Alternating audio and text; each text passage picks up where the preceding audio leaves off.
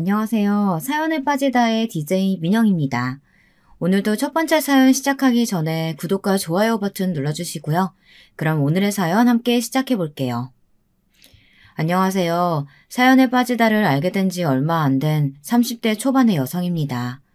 눈비가 오는 겨울 한가운데에서 여러분들은 감기 걸리지 않고 잘 지내고 계신가요? 저는 이맘때가 되면 생각나는 오픈 사건이 있는데요. 오늘 여러분들에게 들려드리고 싶어서 이렇게 사연에 빠지다 채널에 사연을 보내게 되었습니다. 우선 제 소개를 하자면 저는 30대 초반인 좀 이른 나이에 미용실에서 원장을 하고 있습니다. 다른 사람들보다 자기 가게를 가진 것이 좀 빨랐죠. 제가 미용실 원장을 하고 있다고 하면 대부분의 중년 이상 손님들은 놀라곤 하시는데요. 원래 동네 미용실에서는 원장님이 연세가 지긋한 아주머니 또래들이거나 최소한 4, 50대는 되지 않냐고 저에게 물으시곤 합니다. 그러면서 저한테 머리만 잘하는 게 아니고 사업 수완도 좋다고 감탄하는 말씀들을 하시죠. 다행히 제가 운영하는 미용실이 잘 되어서 저는 같은 이름의 점포 프랜차이즈를 3개나 가지고 있어요. 처음에는 저도 경제적으로 어렵기도 했죠. 하지만 제가 욕심이 좀 많은 편이에요. 그러다 보니 미용실 하나를 잘 읽어놓고는 믿을만한 점장에게 맡기고 다른 지점을 내고하는 등의 공격적인 마케팅 창업을 하는 편입니다. 물론 이렇게 여러 개의 점포를 제 소유로 가지기까지는 고생도 많이 했고 우여곡절도 많았습니다.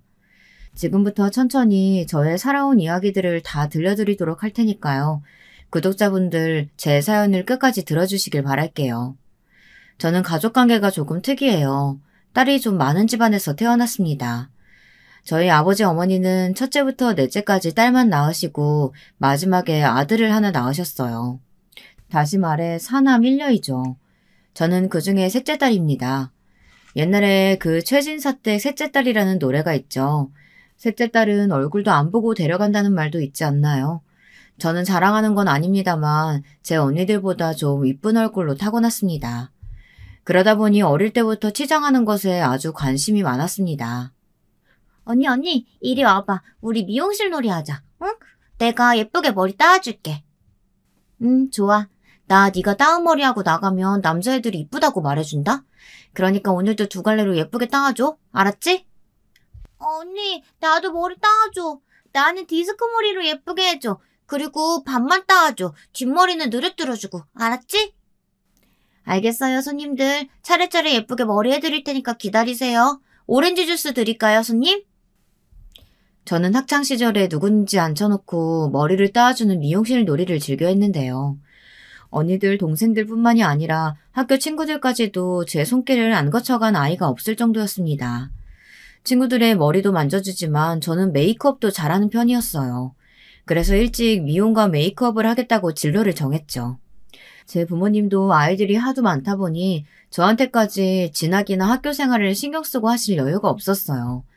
제 어머니는 무조건 맏딸과 막내 아들에게만 잘 되어라, 공부 열심히 해서 성공하라는 식으로 말씀하셨고, 둘째 언니랑 저, 그리고 제 바로 밑에 여동생은 집안에서도 천덕꾸러기가 따로 없었습니다. 우리 집안에서는 전부 다 대학 보낼 만큼 금전적인 여유가 없어. 그러니까 공부 열심히 한 사람만 대학 가.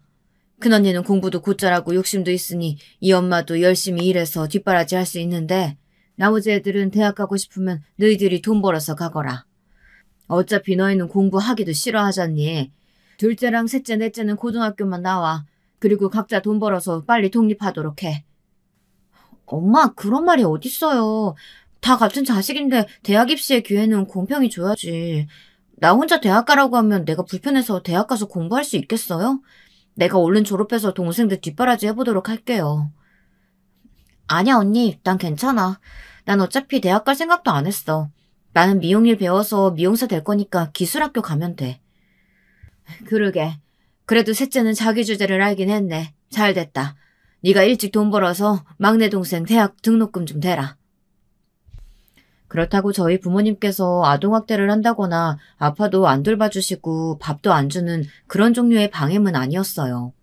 하지만 둘째 언니나 저나 다른 형제들보다 공부를 잘하지 못했던 건 사실이었으니까요. 그런데 아이러니한 사실은 말이죠. 우리 부모님 자식들 중에 제일 성공한 게 바로 천덕꾸러기였던 저라는 것이었습니다.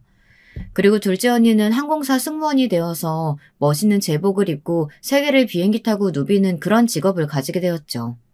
그것도 충분히 번듯하다면 번듯할 수 있고요. 항공사 승무원이 워낙에 경쟁률이 높잖아요. 그런데 제 언니에게는 타고난 이쁜 얼굴과 날씬한 몸매가 있었거든요. 그래서 둘째 언니는 대한항공 승무원으로 근무하고 있어요. 지금까지도 잘 다니고 있죠. 그리고 기장님과 결혼해서 잘 살고 있습니다. 둘째 언니가 형부와 같은 비행기를 타는 날에는 둘이 도착지에 가서 데이트도 하고 맛있는 것도 먹으며 부러운 인고 커플이 따로 없답니다. 그 두 사람을 보면 저도 빨리 결혼하고 싶은 생각이 들 정도죠. 하지만 큰언니는 아직도 부모님 그늘에서 번듯한 자기 직업도 없이 어머니가 운영하시는 식당에서 아르바이트를 하고 있어요. 대학을 졸업한 후 여러 군데 취업 면접도 보고 공무원 시험에도 도전해봤지만 이상하게도 큰언니는 잘 풀리지를 못했습니다. 마흔이 다 되어가는 나이인데 큰언니는 결혼도 못하고 어머니 식당에서 알바만 하면서 정말 잉여인간으로 지내고 있어요. 그래서 어머니는 큰언니만 보면 대학 등록금 아깝다는 잔소리를 퍼부어대곤 하시죠. 큰언니는 그렇고 둘째 언니는 승무원, 저는 미용실 원장을 하고 있고 넷째 여동생은 파티셰를 하고 있어요. 그 애도 처음부터 부모님이 대학을 안 보낸다고 했는데요. 그 애는 욕심이 많아서 자기가 돈 벌어서 꼭 대학을 가고 말겠다고 아예 선언을 하더라고요. 그러더니 어릴 적부터 좋아하던 케이크와 과자 만드는 일을 배우기 위해 일본으로 유학까지 갔다 왔답니다. 그것도 자기가 열심히 알바하고 번 돈으로 말이죠. 그렇게 1년간 일본 도쿄 과자점에서 문화생 생활을 했거든요. 전문대도 자기 힘으로 졸업했고 유학도 자기 돈으로 갔다 왔으니 부모님도 그 애가 하고 싶다는 걸 말리지도 못했죠. 처음에는 어머니도 큰언니가 하고 있던 식당 아르바이트에 넷째 동생도 끼워 넣으려고 했는데요. 넷째는 단호하게 그건 절대 싫다고 하면서 자기는 자기 하고 싶은 대로 파티셰가 되겠다고 하더라고요. 넷째야, 언제까지 큰언니 식당 알바만 하게 할 순 없으니까 언니 공무원 시험 도전하게 네가 대신 식당에 나와서 일해라. 너 어차피 그 과자 만드는 일보다 오히려 엄마가 운영하는 식당 물려받으면 더 좋잖아. 안 그래? 엄마, 난 엄마 아빠가 도와주지 않아도 내 혼자 힘으로 언젠가 유명한 과자점을 낼 거야. 그러니까 나한테 엄마 식당 나가서 일이나 하라고 말하지 마세요. 알겠죠? 난 집안에서 도움받는 거 하나도 없으니까 내가 하고 싶은 일 할 거야. 아휴, 얘는 누구 닮아서 이렇게 고집이 센지. 그래, 알았다. 내가 다른 아르바이트 알아보마. 이렇게 제 넷째 동생 역시 자기 생각이 확고한 아이였습니다. 저희 부모님이 방임주의로 키우신 덕분이라고 한다면 어쩌면 그럴 수도 있겠네요. 지금 와서야 말이지만 그때는 저렇게 고등학교 나와서 돈 벌라고 말씀하신 어머니께 남몰래 서운한 마음도 있었는데요. 이제는 그 덕분에 우리 자매들이 다들 성공한 인생을 살고 있다고 자부할 수 있는 위치가 되었으니 오히려 감사를 해야겠네요. 지금은 넷째 동생은 서울의 유명 호텔 제과부에서 셰프로 일하고 있어요. 디저트 장인이라는 별명도 얻었고요. 29 나이에 어디서 디저트 장인이라는 칭호를 얻을 수 있겠습니까? 넷째 동생의 대학 졸업한 친구들은 이제야 신입사원인 친구들도 많고 기껏 대기업 들어가봐야 사원이나 대리급 정도 되는데요. 동생은 그 애들보다 훨씬 돈도 잘 벌고 유명세도 얻었으니 인생에서 대학이 전부는 아닌 것이 맞는 듯합니다. 저 역시 미용실을 차려서 어느 정도 돈을 번 후 나중에 대학에 들어간 케이스인데요. 저는 미용학과 석사 과정까지 마치고 지금은 교수로 재직하고 있습니다. 전문대학교 뷰티학과에서 학생들을 가르치고 샵도 3군데나 운영하다 보니 정말 눈코 뜰 새 없이 바쁘거든요. 그래서 그런지 저는 연애를 해도 그다지 길게 가지를 못하는 성격이었어요. 남자를 만나는 시간도 사실은 아까워서 말이에요. 제 머릿속에 남자보다는 어떻게 하면 샵을 크게 키울까, 재능 있는 인재를 데려와서 우리 미용실에 취직을 시킬까 그런 생각뿐이었거든요. 그렇게 제 쪽에서 다가오는 남자들을 퇴짜놓거나 연애를 한다 해도 한두 달 만나고 나면 그 사람의 어떤 면도 저에게 매력으로 다가오지 않더라고요. 그래서 저는 거의 솔로 생활을 길게 한 편입니다. 그런 저에게 친구들이나 미용실 선배들이 남자를 소개해주려고 난리들을 쳤었어요. 하지만 저는 이제 아예 철벽을 치는 게 낫겠다 생각하게 되었죠. 그만큼 연애란 제 인생에서 순위가 낮은 선택지였습니다. 남자를 만나는 시간도 아깝고 그 시간에 돈이나 벌고 싶은 마음밖에 없었으니까요. 손님들 머리 스타일 생각, 샵 운영에 관한 생각들로 머릿속이 꽉 차서 남자 생각할 겨를이 없었어요. 그러다 보니 제가 좋다고 껄떡거리던 남자들은 자연스럽게 저한테 흥미를 잃고 떨어져 나가게 되었습니다. 그러면 저는 더 잘됐지 하면서 자유로운 솔로 생활을 만끽하는 편이었습니다. 그런데 어느 날 저에게도 연애 감정이라는 것이 찾아오게 될 줄은 몰랐습니다. 제가 남자친구를 만나게 된 계기는 저희 미용실 단골 손님이시던 수더분한 아주머니 덕분이었는데요. 그분은 오실 때마다 저에게만 머리를 하겠다고 고집을 부리시는 분이었어요. 워낙 예전부터 다니던 단골 손님이어서 저는 바쁜 와중에도 그분 머리는 꼭 케어를 직접 해드렸죠. 그 아주머니는 매번 머리 스타일이 똑같게 해달라고 하시는 분이었는데요. 제가 여러 스타일 제안을 해드려도 듣지는 않으셨어요. 아, 미용씨, 오늘도 나왔어. 어머, 오셨어요? 오늘도 단발머리에 웨이브 파마시죠? 난 이게 제일 나같고 편하더라고. 그런데 말이야, 미용씨는 샵을 3개나 운영하는 원장 같지가 않어. 어쩌면 그렇게 수수해? 내가 미용씨 같으면 차도 엄청 좋은 거 타고 남자들도 만나고 할 텐데. 결혼하고 싶은 생각은 없어? 네, 전 결혼 안 해요. 앞으로 당분간은 남자친구도 사귈 생각 없고요. 저번에 하도 의존적인 남자를 만나는 바람에 시간이 너무 아까웠거든요. 그러지 말고 내 시댁 쪽에 아는 조카가 있는데 미영씨랑 나이도 딱 맞고 키도 훤칠하고 잘생겼어. 그러니까 내 시댁 조카 한번 만나보는 게 어때?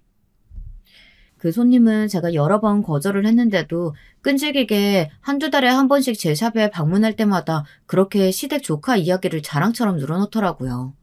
그 손님 말에 의하면 자기 시댁 조카는 공부 많이 한 박사다. 누구든지 이름만 대면 알 대기업에서 연구원으로 근무하고 있는 엘리트 중에 초엘리트라는 것이었습니다. 그렇게 손님이 입에 침이 마르도록 칭찬을 늘어놓자 저는 그 얼굴도 모르는 사람에게 흥미가 조금 생겼어요. 아, 손님이 그렇게 시댁 조카 이야기를 침이 마르게 하시니까 저도 좀 흥미가 생기기는 하네요. 그래? 그럼 우리 조카한테 지금 연락해 볼 테니까 만나볼래요? 쇳불도 당김에 빼랬다고. 이번 일요일 미용씨 가게 쉬는 날인데 어때? 아니, 그렇게까지는 안 하셔도 되는데. 저는 그냥 흥미가 조금 있다고 한 것이었는데 그 손님은 신이 나서 그 조카분에게 연락을 하고 일사천리로 만남을 약속하는 것이었습니다. 저는 이렇게 그 만남을 경험해 본 적이 없었던지라 갑자기 덜컥 부담이 되었습니다. 사실 그렇잖아요. 조금만 더 생각해보면 그 단골 손님의 조카란 사람을 만나서 저에게 득이 될 것이 없었거든요. 만약에 손님의 소개로 만났는데 저나 그 사람 둘 다 서로 마음에 안 들면 저는 시간 낭비를 하는 셈이고 그 손님까지 떨어져 나갈 수도 있잖아요. 그렇게 생각하니 안 될 것 같아서 저는 약속까지는 됐다고 그 손님을 말렸지만 손님은 완전 막무가내였습니다. 그냥 만나보고 마음에 안 들면 뻥 차버려도 아무 상관없다고. 그래도 자기는 내 미용 솜씨가 마음에 드니 계속 단골을 하겠다는 말까지 하는 것이었어요. 저는 그러면 제가 손해될 건 없겠다 생각하고 가벼운 마음으로 소개팅이나 하자 긍정적으로 생각하게 되었습니다. 그렇게 해서 그 남자와 저의 만남이 성사되었어요. 일요일이 되어서 그 남자를 막상 만나보니 어디서나 볼 법한 평범하고 좋은 사람이었습니다. 박사까지 공부한 것도 성실해서였고 딱 연구원에 어울리는 그런 외모를 가지고 있었어요. 키도 크고 훈남이었지만 안경 쓴 범생이 이미지가 또 저한테는 매력으로 다가왔습니다. 제 외모만 보고 저를 판단하지도 않았고 제가 샵이 3개나 되는 미용실 원장이라는 단골 손님의 말을 듣고도 그다지 감흥이 없었던 것 같습니다. 저는 그 남자의 그런 면에 저는 또 관심이 생기는 것이었어요. 지금까지 저에게 들이대던 남자들은 제 외모만 보거나 샵이 3개나 가진 부자라는 조건에만 혹해서 저와 결혼하면 팔자 편다는 생각을 가진 사람들이었던 것이 너무나 눈에 보였거든요. 그런 속내를 알게 되면 속물처럼 보여서 저는 그 남자들이 꼴보기 싫어졌고요. 하지만 그때 만난 저의 남자친구는 달랐습니다. 제 앞에서 손을 떨며 밥을 잘 못 먹겠다던 그 사람은 지켜주고 싶고 챙겨주고 싶은 모성 본능을 일으키는 사람이었어요. 그 남자는 연애 경험이 짧은 저보다 더 심한 모태솔로였거든요. 나중에 알게 된 사실이지만 그 사람의 어머니가 남자친구의 인생에 간섭이 너무 심해서 그렇게 된 거라고 하더군요. 저는 그 사람의 말을 듣고 얼마나 어머니에게 쌓인 게 많았을까 하고 조금은 불쌍한 생각이 들더라고요. 그 사람의 어머니는 정말 극성 엄마, 요즘 말하는 헬리콥터 맘이었습니다. 자녀의 일거수일투족을 감시하고 공부 외에 허튼 짓을 못하도록 했다고, 그래서 자기가 공부만 열심히 한 바보라고 말을 하더라고요. 연구원이 되기까지 사회 경험도 없고 알바라고는 해본 적도 없는 사람이라고, 본인이 참 재미없는 사람이라 여자들이 관심조차 안 둔다고 말이에요. 어쩌면 중고등학교 성장 과정부터 집안 분위기까지 그렇게 저랑 극명하게 대비가 되는지 그 남자의 성장 배경에 저는 더욱 흥미를 가지게 되었습니다. 그 남자에게 이야기를 조금 더 듣고 싶다고 과묵한 그 사람의 옆구리를 찔러가며 그 사람에 대한 이야기를 계속 듣게 되었습니다. 그러다 보니 세상엔 별별 어머니가 다 있지만 그 남자의 어머니는 좀 심하신 것 같았어요. 정말 참 착하셨네요. 내가 그쪽 어머니 같은 어머니 만났다면 저는 벌써 답답해서 집 나갔을 것 같아요. 저는 자유롭게 내 할 일하고 스스로 알아서 이렇게 자수성가했던 사람이거든요. 그래서 그쪽의 자유로운 성향에 내가 더 끌린 것 같습니다. 저도 어릴 적에는 하고 싶은 건 많이 있었지만 지금은 그게 뭐였는지도 기억이 안 나요. 그저 어머니가 시키는 대로 길을 따라 살아온 재미없는 인생이었죠. 저는 그 남자의 총명함과 스마트함이 부러웠고 그 남자는 저에게 자기에게 없는 자유분방함과 스스로 결정하는 힘이 있다는 것만으로도 우리는 서로의 결핍을 채워주면서 잘 만나고 있었습니다. 하지만 저는 완전히 의존적인 남자는 싫었습니다.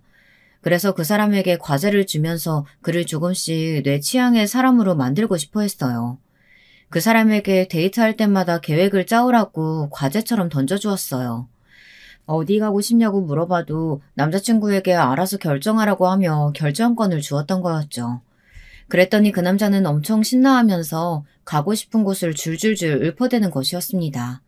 그러면 저는 옆에서 한두 마디씩 제 의견을 말하고 크게 강요하지는 않았어요.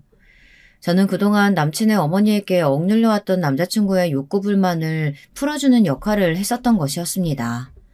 그러면서 조금씩 그 남자를 독립적인 사람으로 만들어가는 것이 즐겁게 느껴졌어요. 뭔가 제가 애를 하나 키운다는 느낌으로 말이죠. 나중에 아들이나 딸이 생긴다면 저도 이런 식으로 육아를 할 것 같다는 생각이 들었습니다. 그렇게 한 1년 남짓 그 사람과 사귀었습니다. 저도 남자친구도 당장 결혼이 급한 사람들이 아니었기 때문에 서로의 집에 인사를 가야겠다고는 생각도 못했었죠. 그런데 제가 그 사람과 결혼을 하고 싶다고, 아니 해야 되겠다고 생각한 사건이 있게 되었습니다. 그것은 그 사람에게 어머니가 소개한 다른 혼처자리가 들어온 것이었어요. 그 사람의 어머니는 남자친구가 저를 사귀고 있다는 것을 비밀로 하고 있었기에 따로 여자친구가 없는 줄 알고 남자친구의 아내감을 본인이 찾아주시려고 하신 것이었습니다. 그것도 그 예비 시모의 마음에만 드는 그런 여자로 말이에요. 그것 때문에 남자친구는 예비 시어머니와 크게 싸우게 되었습니다. 처음에는 저를 사귄다는 이야기를 안 하고 무조건 결혼은 생각 없다, 그저 손보기 싫다 이런 말만 되풀이했다고 해요. 그러니까 남자친구 어머니는 괜히 남자친구가 부끄러워서 튕겨보는 거 아니냐면서 얼른 선을 보라고 성화를 부렸다고 합니다. 이 엄마가 너 모태솔로인 거 다 아는데? 그래도 35이나 먹었으면 이제는 결혼도 할 생각을 해야지. 이 엄마는 네가 총각 귀신으로 늙어 죽는 꼴 절대 못 봐. 그러니까 이번에 선본 여자랑은 무조건 결혼해. 이 엄마 말 들어서 언제 나쁜 결과 나온 적 있었어? 너랑 딱 같은 박사 출신에다가 얼굴도 완전 이뻐. 그러니까 싫다고만 하지 말고 한번 만나봐, 아들. 알겠지? 엄마, 그게 아니고요. 진짜 답답해 죽겠네. 저 아직 결혼하고 싶은 여자 안 만났다고요. 이게 아니고 어쨌든 저는 선 볼 생각이 1도 없어요. 그러니까 엄마 마음대로 선자리 추진하지 마세요. 아니, 얘가 왜 이래? 너 이 엄마 말 안 들을 거야? 그동안 반항 한 번 없었던 애가 이러니까 너무 수상하네. 응? 너 솔직히 말해봐. 너 엄마 몰래 여자 숨겨놓고 만나고 다니니? 아니, 그런 건 아닌데요. 진짜 답답하네. 맞아요. 저 만나는 여자 있어요. 예비 시어머니의 치주하듯이 묻는 유도 질문에 넘어가서 결국 남자친구는 저와의 교제를 털어놓고 말았다고 합니다. 그랬더니 예비 시어머니는 처음에는 반색하며 어떤 여자냐, 뭐 하는 사람이냐 물어봤다고 해요. 그래서 그 사람은 저를 미용하는 사람이라고 아주 두리뭉술하게 소개를 한 것이었어요. 그랬더니 예비 시어머니는 펄펄 뛰면서 저와 남자친구의 사이를 반대하고 나섰다고 합니다.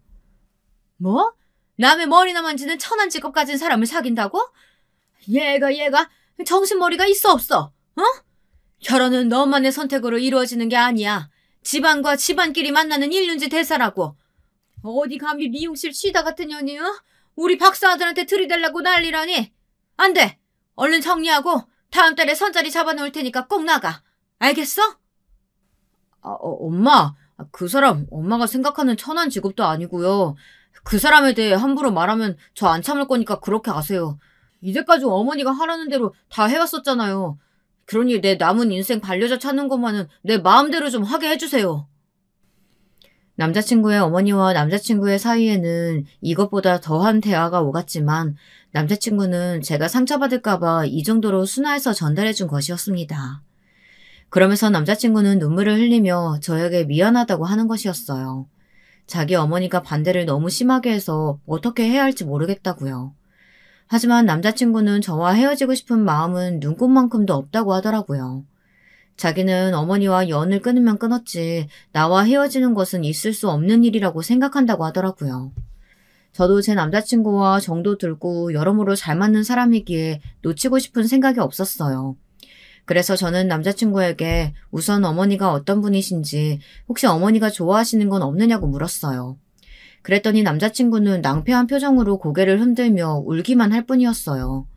자기 어머니가 너무 무서워서 남자친구는 그동안 어머니가 하라는 대로만 해왔고 그 외에 어머니와 어떤 감정적인 교류도 없었고 어머니가 뭘 좋아하는지 묻지도 않았다네요. 남자친구의 어머니에 대해 알면 알수록 저는 저와는 정반대의 성격을 가진 공존할 수 없는 분이라고만 느껴졌습니다. 그때서라도 이 남자와 이별을 했었어야 하는데 저는 편협한 생각을 가진 예비 시어머니는 제 소신 발언으로 바꿔놓을 수 있다고 아주 호기롭게 생각했던 거였습니다. 자기야, 내가 당신 어머니 한번 만나볼게.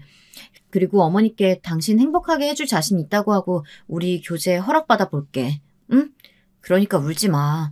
이제 그만 울고 우리 전략을 짜자. 울어서 해결되는 건 아무것도 없어. 그럴 수 있을까? 난 우리 어머니가 너무 무서워. 35이나 먹었어도 아직도 어머니 앞에 서면 위축되는 나 자신을 느껴. 내가 정신적으로 엄마한테서 못 벗어나고 있는 거 아는데 자기를 만나서 나도 바뀌었다고 생각했는데 이제 어떡하지? 어떻게 해야 할지 모르겠어. 나 좀 도와줘. 이렇게 근심이 가득한 얼굴로 약한 소리를 하며 우는 남자친구를 보면서 저는 많은 생각이 들더라고요. 그동안 어머니에게 얼마나 닥달을 당했으면 저럴까 싶다가도 35이나 먹고도 아직도 어머니의 치마폭에 쌓여있는 그 사람이 좀 한심하다는 생각도 들었어요. 완전히 제 막내 동생 같다는 생각도 들고요. 청취자분들도 이해가 가시려나 모르겠어요. 나이는 저보다 더 많은데 완전히 아들 같은 그런 남자 말이에요. 옛날 할머니들이 말씀하시잖아요. 남자는 나이를 몇 살 먹든 다 애 같다는 말이요. 패닉에 빠진 남자친구를 보면서 그게 무슨 뜻인지 알 것 같았습니다. 어쨌든 저는 그 사람의 어머니를 한번 만나보게 해달라고 남자친구에게 부탁해 놓았습니다. 남자친구는 비장하게 고개를 끄덕이며 저에게 자기 어머니 마음 좀 돌려달라고 이야기를 했습니다. 그랬는데 시간이 서로 맞지 않다 보니 저와 남자친구조차 서로 못 만나게 되는 것이었습니다. 일이 꼬이려고 그랬는지 몰라도요. 우리가 만나지 못하고 있었던 몇 주 동안 남자친구는 집에서 예비 시어머니에게 계속 선을 보라고 강요를 당하고 있었다고 하더군요. 그걸 또 저한테 면목이 없어 말하지 못하고 계속 속으로만 끙끙 앓고 있었나 봐요. 그렇게 서로 어긋나기만 하던 날들이 지나고 어느 날 저는 강남 본점에 있다가 3호점에 갈 일이 있어서 마포에는 3호점을 찾아가는 중이었어요. 막 차를 타고 가서 마포점 앞에 세웠는데 저희 가게 앞에서 어떤 늑수그레한 부인이 유리문 안쪽을 막 들여다보고 있었습니다. 저는 그 사람이 누굴까 생각하며 옆으로 다가가 상냥하게 말을 걸었어요. 아주버니, 여기서 뭐 하세요? 머리 하시려고요? 그럼 들어가시지 왜 밖에 서 계세요? 아, 이 미용실에 머리하러 온 사람이에요? 아가씨, 그럼 혹시 여기서 일하는 박미영이라는 사람 알아요? 이 미용실 직원이라던데. 그 부인은 제 이름을 알고 있었습니다. 저는 혹시 단골 손님에게 나를 소개받아 머리를 하러 오신 분인가 해서 그분에게 같이 들어가자고 하였습니다. 어머, 저를 어떻게 알고 찾아오셨어요? 제가 박미영인데요. 미용하러 오셨으면 어서 들어가세요. 제가 예쁘게 해드릴게요. 오호라, 네가 박미영이야? 네 년이 우리 박사 아들 꼬셔서 팔자 좀 펴보려는 년이었구나. 이리 와, 어딜 도망가? 야, 이년아, 우리 순진한 아들 어떻게 꼬여냈는지 몰라도 우리 아들은 박사 며느리한테 장가갈 거야. 그러니까 당장 우리 아들이랑 헤어져. 제가 이름을 말하자마자 그 부인은 얼굴을 마구 일그러뜨리더니 막 욕을 하시면서 다짜고짜 제 머리채를 잡아 뜯으려고 하셨어요. 하지만 저는 반사신경이 좀 좋은 편이었거든요. 그래서 그 예비 시어머니의 우악스러운 손길을 피해 그분의 손목을 잡아쳤습니다. 저는 정말 갑자기 돌변해서 저에게 해코지하려는 예비 시어머니가 너무 괴물 같고 무서웠습니다. 저는 간신히 정신을 수습하고 좋은 말로 남자친구 어머니를 달래려고 했습니다. 하지만 아무런 소용이 없었어요. 철수 씨 어머니셨어요? 이거 놓고 진정 좀 하시고요. 제 말 좀 들어보세요. 어머니, 제가 손 놔드릴 테니까 저한테 달려들지 마시고요. 뭐야? 이거 안 나이년이? 어디 어른이 말씀하시는데 가르치려고 들어? 그 입으로 우리 철수 이름은 왜 불러? 이년아, 다 필요 없고 우리 아들하고 당장 헤어지라고. 어머니 그만 좀 하세요. 이거 놓으시라고요. 사람 살려. 제가 그분의 손목을 놓자 예비 시어머니는 번개같이 제 머리채를 잡았습니다. 제가 긴 머리를 하나로 닦고 있어서 뒤통수가 얼얼하도록 머리카락이 뒤로 당겨지는데 눈물이 찔끔 났어요. 그래서 저는 살려달라고 소리를 치자마자 마포점 직원들이 우르르 달려나와 저와 예비 시어머니를 떼어놓았습니다. 그리고는 키 큰 남자 직원이 예비 시어머니 앞을 턱 막아서며 소리쳤어요. 아줌마, 도대체 누구신데 우리 원장님한테 행패를 부려요? 당장 이 앞에서 떠나요. 안 그러면 저 경찰 부르겠습니다. 뭐라고? 원장? 이렇게 젊은 년이 무슨 원장이야? 너 지금 거짓말하는 거지? 박미영 인연이 시켰냐? 남자친구 엄마 오면 저한테 원장이라고 부르라고 시킨 거야? 이 아줌마가 무슨 소리를 하시는 거야? 우리 원장님 진짜 이 미용실 원장이에요. 그리고 강남이랑 마포, 숲대 앞에 똑같은 미용실을 3개나 운영하고 계시고요. 뭐야, 제대로 알지도 못하면서 잡들이 하러 온 거야? 기가 막혀서. 여기서 시비 털지 말고 집에 들어가서 잠이나 자요, 이 무식한 아줌마야. 남자 직원의 말을 듣고 예비 시어머니는 머리를 한 대 맞은 것처럼 멍해졌나 봐요. 표정이 점점 더 일그러지더니 믿고 싶지 않았는지 큰 소리로 다시 고함을 치셨습니다. 네 년이 정말 이 미용실 주인이라고? 고등학교밖에 못 나온 가방끈도 짧은 년이? 어떤 여행으로 미용실을 차려서 돈 벌었는지 몰라도 우리 아들은 박사라고. 진짜 엘리트라 말이야. 너 같은 멍청한 년하고는 급이 달라. 그러니까 우리 아들 앞에서 알랑거리지 말고 꺼져. 저는 예비 시어머니의 이런 막말을 듣자 정말 기가 막혔습니다. 그러나 저희 미용실 직원들은 팔짱을 끼고 예비 시어머니를 마음껏 비웃었습니다. 처음엔 풋하는 웃음소리가 들리더니 직원들이 하나둘 손뼉을 치며 예비 시어머니에게 손가락질을 해댔습니다. 이 아줌마 진짜 웃기시네. 누가 그래요? 우리 원장님 고등학교밖에 안 나왔다고? 보나마나 선입견이지, 뻔해. 우리 원장님 뷰티학과 교수거든요? 뭘 알고 덤벼야지. 이 무식한 아줌마야. 댁내 아들이 얼마나 많이 배웠는지 몰라도 박사과정이면 아직 교수도 아니잖아. 학생 주제에 우리 교수님한테 대들어? 진짜 어이가 없어서. 뭐라고? 교수라고? 그럴 리가 없어. 우리 철수가 그런 말은 하나도 안 했는데. 그리고 샵이 3개가 있다고? 정말이야? 이 양반아, 속고만 살았나? 정말이야. 우리 박미영 원장님 이 업계에서 유명하신 분이라고. 이름만 대면 알만한 연예인들도 오는 샵이야, 우리 미용실이. 몇몇 직원들은 휴대폰을 꺼내더니 우리 대화들을 다 녹음해놨다고 하며 저에게 저 아줌마를 경찰에 신고해도 되냐고 묻는 것이었어요. 저는 너무나 머리가 아팠습니다. 그래서 직원들에게 머리를 흔들면서 아니라고 참으라고 말하며 손사래를 쳤습니다. 그리고는 바로 남자친구에게 문자를 보냈어요. 어머니가 지금 내 샵 앞에서 행패를 부리고 계시다고요. 그랬더니 남자친구는 바로 저에게 전화를 했더라고요. 자기야, 정말 미안해. 우리 엄마가 거기까지 가서 행패를 부릴 줄은 몰랐어. 정말이야. 내가 금방 우리 엄마 데리러 갈 테니까 당신은 상대하지 말고 꽁꽁 숨어 있어. 우리 엄마 눈 돌아가서 무슨 짓 하실지 몰라. 그러니까 절대 상대하지 마. 어? 저는 남자친구가 말하는 내용을 전부 스피커폰으로 하여 어머니에게 들려주었습니다. 그랬더니 예비 시어머니는 갑자기 얼굴이 벌개지시더니 남자친구에게 소리를 버럭 질렀습니다. 야, 김철수! 너 미쳤어? 어떻게 엄마한테 이런 망신을 줘? 내가 눈이 돌아가긴 왜 돌아가? 네가 우리 박사 며느리랑 손 안 본다고 하니까 이 엄마가 인연 떼어내려고 온 거잖아. 진작에 인연이랑 헤어졌어 봐. 이런 일이 왜 생겨? 엄마, 우리 미영 씨한테 쌍욕하지 마세요. 무식하게 인연전연하는 그런 분이었어요? 정말 엄마한테 실망했어요. 교양머리 없이 어떻게 내 여자친구한테 그런 짓을 해요? 저 이제 다시는 엄마 얼굴 안 볼 거예요. 오늘부로 나 집 안 갈 거니까 그런 줄 아세요. 남자친구는 자기 어머니에게 정말 화가 났고 실망한 것 같았습니다.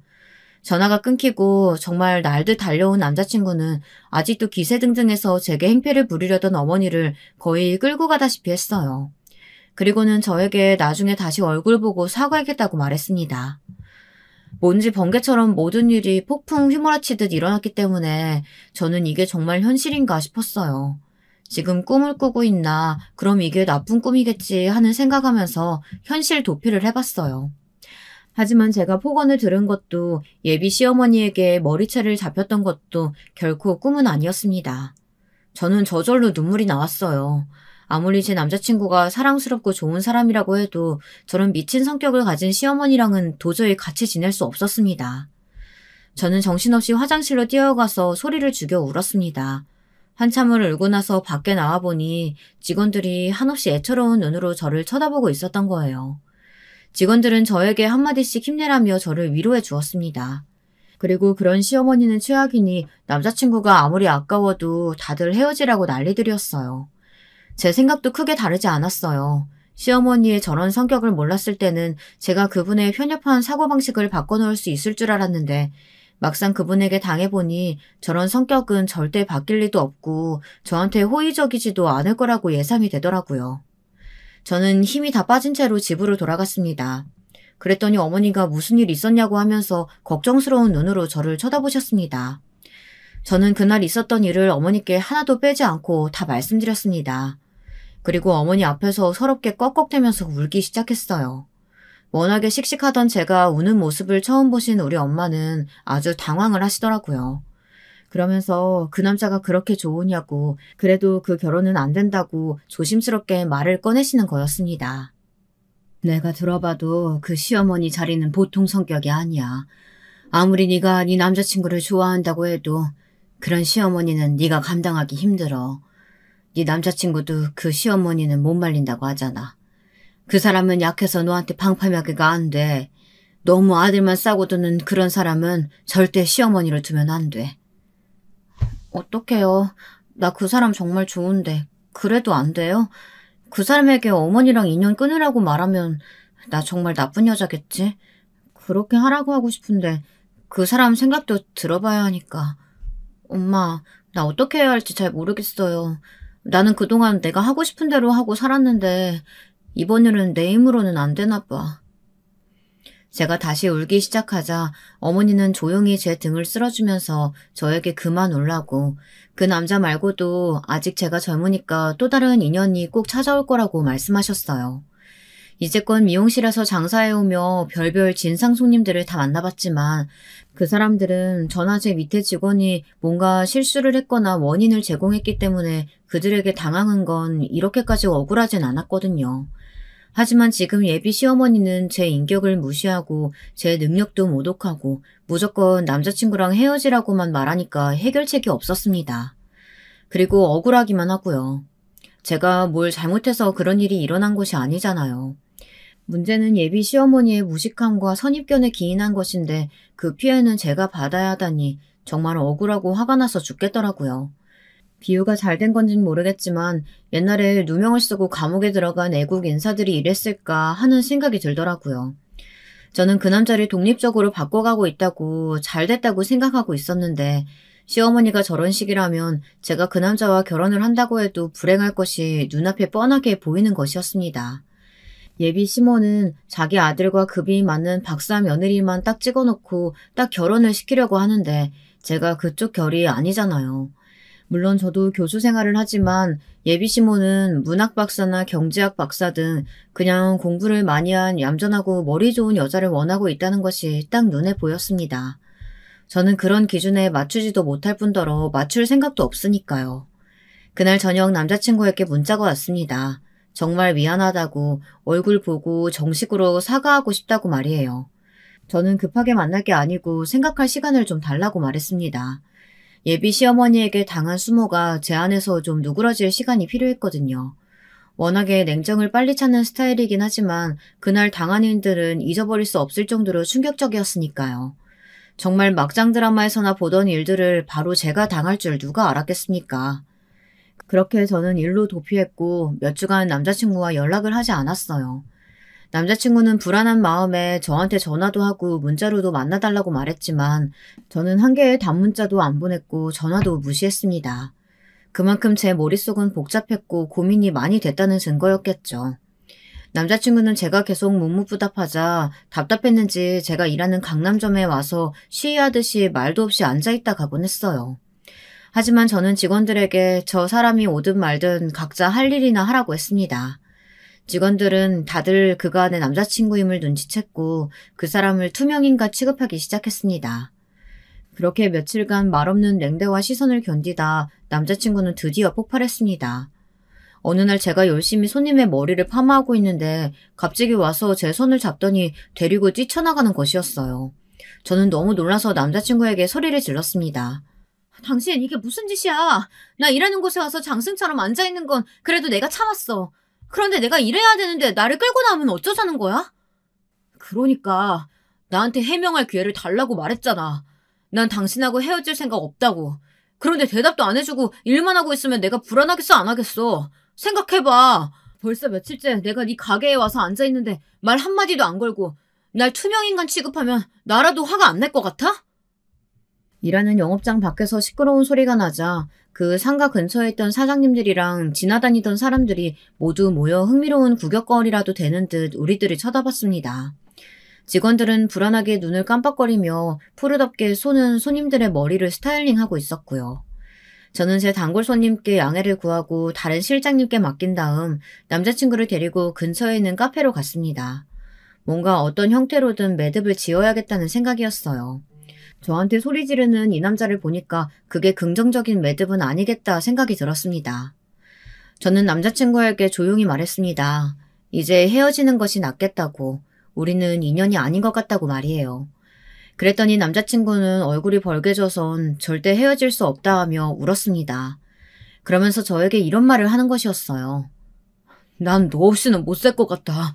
차라리 내가 엄마랑 인연을 끊을게. 자기가 그러라고 한다면 나 집에서도 나올게. 그리고 자기랑 결혼해서 평생 엄마랑 연 끊고 살 수 있어. 나 절대 그럴 자신 있다고. 그러니까 제발 헤어져 달란 말 좀 하지 마. 어? 내가 얼마나 지금 비참한 줄 알아? 그런데 넌 아무렇지도 않은 눈으로 헤어지자고 하는 거잖아. 당신 나 사랑하지 않았어? 그런 말들은 다 거짓말이었어? 나는 아직도 괴롭고 자기를 사랑하는 마음도 가지고 있어. 하지만 자기네 어머니는 도저히 내가 감당 못하겠어. 그 전에 내가 자기 어머니 바꿔놓겠다고 했던 말 정말 미안한데 못할 것 같아. 나는 그렇게 무대뽀에 무례하고 아들만 싸고 도는 시어머니 옆에서 고생하고 싶지 않아. 미안해. 그럼 안녕. 저는 남자친구의 앞에서 하고 싶은 말들을 토해내듯 쏟아내놓고는 이별을 고한 채 도망쳐 나왔습니다. 남자친구는 저를 잡을 생각도 못하고 고개를 떨군 채로 울고만 있었습니다. 저는 독한 마음을 먹고 남자친구의 연락처를 지웠습니다. 그리고 정말 일에 미친 사람처럼 더 공격적인 마케팅으로 6개월 후 또 다른 미용실을 하나 냈습니다. 그리고 시간 강사였던 대학을 떠나 저를 전임으로 써주겠다고 하는 다른 대학으로 옮겨 일주일에 2번 강의하는 교수에 샵 4개를 돌리는 전문 운영자가 되었습니다. 제가 정말 워커홀릭처럼 몸도 돌보지 않고 일만 하니까 제 부모님은 저를 걱정하시더라고요. 일생의 첫 연애였고 사귄 지도 1년이 넘은 정말 사랑하는 사람이었는데 그 사람을 제 손으로 잘라냈으니 저도 어찌 괴롭지 않겠습니까? 게다가 저나 남자친구나 둘만의 이유로 헤어지는 것도 아닌 시어머니일 될 분의 무례한 행동으로 억지로 이별을 했으니까요. 저는 정말 이해도 안 되고 아직도 억울한 마음이 가시지 않았어요. 도대체 한국 시어머니들은 왜 그렇게 쿨하지 못한지 말입니다. 모두 다 그런 성격은 아니겠지만요. 21세기가 시작되고도 얼마나 지났는데 아직도 조선시대 같은 생각에 갇혀 사는 예비 시어머니 같은 사람은 정말 불쌍하고 황당하기가 짝이 없었습니다. 요즘 같은 때도 사람을 직업이나 대학 학력 따위로 급을 나누고 멸시한다는 것 자체가 제대로 된 인성을 가진 사람은 아니겠죠. 그깟 박사학위가 뭐라고 사람을 그렇게 남들 앞에서 쪽팔리게 하고 얕잡아 볼 수 있는 건가요? 여러분들은 제 예비 시모 같은 사람이 이해가 되시나요? 저는 죽었다 깨어나도 이해할 수 없을 것 같습니다. 제가 그렇게 자라나지 않아서인지 모르겠지만 그런 생각은 애초에 잘못되었다고 봐야 옳겠죠. 인간은 모두 평등한 위치에 있는 자유 대한민국인데 어쩌면 저의 예비 시모였던 분처럼 말도 안 되는 권위의식에 쩔어있는 사람이 생각보다 아주 많을 거라 생각하니 이 사회가 두려워지기도 합니다. 그래서 전 한국이 싫습니다. 그리고 한국 사회에서 결혼은 할 수 없을 것 같네요. 지금 생각으로는 어디 멀리 호주 같은 곳에 이민이라도 가서 자유롭게 살고 싶습니다. 저에게는 미용 기술이라는 무기가 있으니까요. 사람을 계급 나누듯이 레벨링해서 자기보다 낫다고 생각하고 얕잡아보는 그런 사회 분위기에선 저 같은 자유로운 영혼은 정말 견디기가 힘이 듭니다. 저는 한 번도 해외를 나가본 적이 없어서 그런 자유로운 분위기가 좋아 보이더라고요. 상냥하게 인사하지만 그 이상은 파고들어 알려고 하지 않는 사람들. 사람 사이에 선은 지키면서 사는 그런 게 어려운 건가요? 그런 생각도 듭니다. 특히나 한국 사회에서는 정의라는 이름으로 알지도 못하는 사람들이 오지랖을 부리기도 많이 하는 것 같습니다. 도와달라고 말하지도 않았는데 정말 가르치듯이 이건 이렇게 해야 한다, 저건 저렇게 해야 한다고 말하며 제가 그 말대로 하지 않았다고 또 저주라도 하듯 하는 몇몇 생각 없는 사람들을 보면 정말 한심합니다. 정말 어른답게 존경을 받으려면 필요할 때 현명한 조언을 해주는 것이 필요한 사람의 덕목 아닌가요? 여러분은 어떻게 생각하시나요? 나이만 먹었다고 다 어른 같지가 않듯이 제 예비 시모 같은 어른들이 이 나라에 좀 많이 있는 것 같습니다. 뭐 안 그런 분들도 많으시겠죠. 하지만 제가 이렇게 남자친구 어머니에게 호되고 당하고 보니 그분 또래의 어머니들에게 좀 거부감이 드는 것도 사실이 되었습니다. 젊은 사람들은 적당히 선 지키고 예의를 지키지만 충고를 해준다고 하시면서 간섭을 심하게 하려는 어른분들이 좀 계시더라고요. 제가 겪은 황당하고 기이한 제 첫 연애 이야기는 이렇게 끝났습니다. 다른 사람도 아니고 시어머니 될 분의 만행으로 인해서 사랑하는 연인을 잃었던 건 슬프지만 저는 그 지옥에 다시 발을 들여버릴 생각은 없습니다. 물론 제가 사랑하는 사람도 중요하지만 저는 제 자유가 제일 중요한 사람이니까요. 그리고 남자친구와 결혼을 했다고 해도 그 결혼 생활은 얼마 안 가서 불행해질 것이 뻔했던 게 눈에 보였거든요. 그러니 그 전에 헤어지기를 잘했다고 생각합니다. 저의 우픈 사건으로부터 벌써 1년이 지났네요. 앞으로 제가 어떤 남자를 만나게 될지 모르겠지만 제 첫 연인처럼 시어머니의 치마폭에 쌓여있는 사람은 절대 아닐 거라는 건 아주 분명하게 말씀드릴 수 있습니다. 여러분, 제 이야기 어떻게 들으셨나요? 제 입장만 세우는 제가 잘못됐다고 하실 분들도 있을지 모르겠네요. 하지만 저는 제가 잘했다고 환난은 피했다고 생각합니다. 그런 사람들과는 도저히 어울려 살고 싶은 마음조차 들지 않으니까요. 아직도 그 마음엔 변함이 없습니다. 저도 제 조건에 맞는 남자를 찾기 힘들 거란 건 잘 알고 있어요. 그렇다면 혼자 사는 것도 나쁘지 않다고 생각합니다. 남사친도 사귀고 그렇다고 해도 질투할 연인을 갖지 않는다는 것도 나름대로 현명한 방법이라고 생각하니까요. 날씨가 많이 추워졌습니다. 이런 때에 연인이 없는 것이 조금 외롭기는 하지만 저는 자유롭게 살기 위해서 한 사람에게 묶이고 싶은 생각은 아직 없습니다. 제 영혼을 흔들 만한 남자를 아직 못 만나본 것으로 하죠. 여러분, 북극 한파에 감기 조심하시고요. 그럼 안녕히 계세요. 여러분, 두 번째 사연 시작하기 전에 좋아요, 구독 꼭 눌러주실 거죠? 그럼 두 번째 사연 바로 시작합니다. 안녕하세요. 저는 서울에서 남편과 둘이 사는 50대 여성입니다. 저는 매일 아침에 산책하는데 그때마다 사연을 들으며 하고 있어요. 너무 재밌어서 산책이 예상보다 길어질 때도 많고 재밌는 사연은 남편과 공유하며 아주 잘 듣고 있답니다. 매번 듣기만 하다 이제 제 사연도 한번 제보하고 싶어서 용기를 내보려고 해요. 대한민국 50대들은 사실 누구나 사연이 하나씩은 있을 텐데 제 사연도 역시나 시댁과 관련된 내용입니다. 우선 저는 저를 낳아주신 생물학적 엄마를 몰라요. 친할머니 말로는 저를 낳고 엄마 아빠가 가난하다고 도망가셨다고 합니다. 그런데 아빠는 일하다 제가 유치원 때 돌아가셔서 저는 아빠에 대한 기억도 별로 없습니다. 그렇게 아주 어릴 때부터 친할머니 손에 자랐는데 아무래도 수입이 일정하지가 않아 할머니가 많이 고생하셨어요. 할머니는 제가 유일한 손주라고 얼마나 없는 살림에 부족하지 않게 저를 키우려고 노력을 많이 하셨는지 몰라요. 할머니는 시장에서 나무를 파셨는데 그렇게 모은 돈을 전부 저를 키우는 데 쓰셨습니다.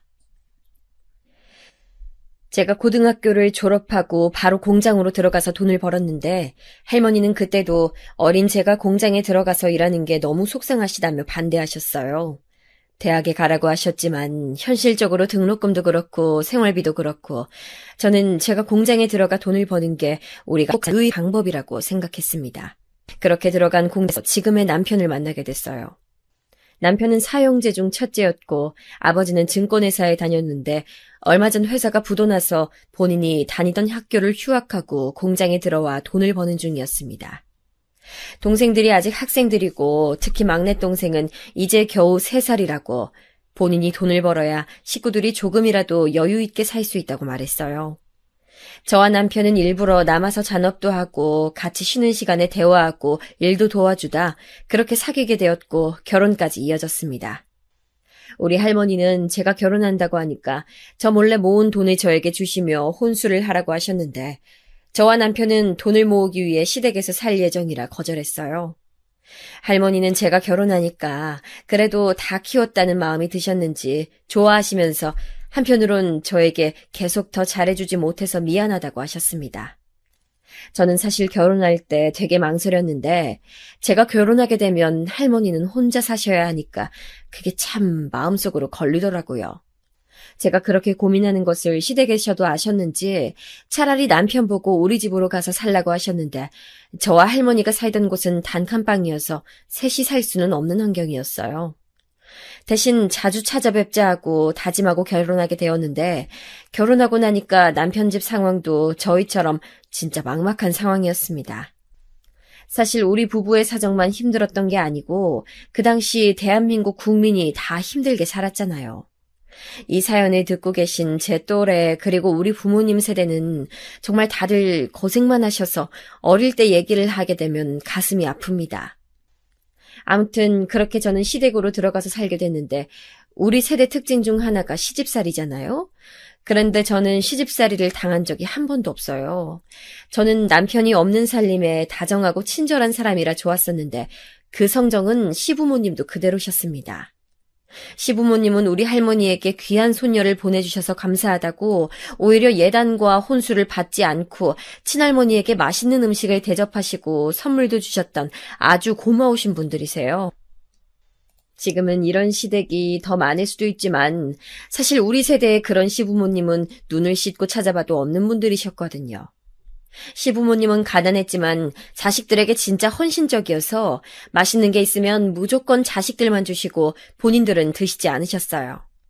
시어머니는 특히 본인 자식들은 다 사내놈들이라 한 끼 안 먹어도 되지만 저는 여자니까 그러면 안 된다고 저를 항상 우선으로 챙겨주셨습니다. 그 당시 경제가 너무 어려워서 실직도 많이 했었는데 시아버지와 우리 남편이 2명이 공장에 가서 일하고 시어머니도 시장에 가서 일했는데 그래도 남편 밑으로 동생이 3명이니까 식구가 많아 참 생활이 힘들더라고요. 결국 시아버지는 배를 타서 돈을 많이 벌어오겠다며 지방으로 내려가시게 되셨습니다.